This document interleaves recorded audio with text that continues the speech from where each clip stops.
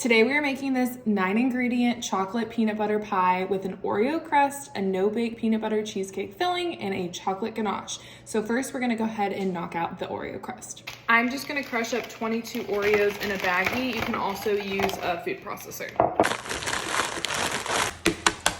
Now I'm gonna add 4 tablespoons of melted butter. You can see the Oreos don't have to be perfectly crushed up. Pour this mixture into a 9-inch pie pan. I like to use the bottom of a cup to kind of work this into a crust. As you can see, the crust doesn't have to be perfect. It just needs to roughly fill the whole pan.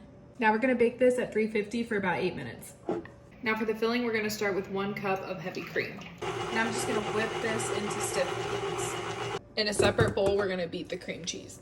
You will need 16 ounces of room temp cream cheese, 1 1/4 cup of peanut butter, and mix. Don't forget to scrape down the sides a couple times. Now that this is nice and fluffy, I'm gonna add in the powdered sugar and vanilla.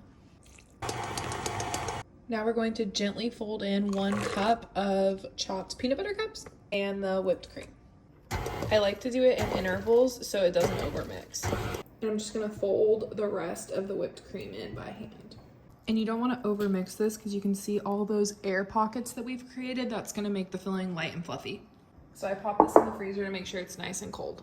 Now I'm just gonna spoon in all this filling. Lastly, we're gonna smooth this into an even layer. And now for the fun part, this has to chill for 6 hours before we make the chocolate ganache. So the pie has set, so we're gonna work on the ganache. I'm just gonna stir this over low until it is completely melted. Okay, so I have the pie and the ganache. We're just gonna assemble this and then it's ready to serve.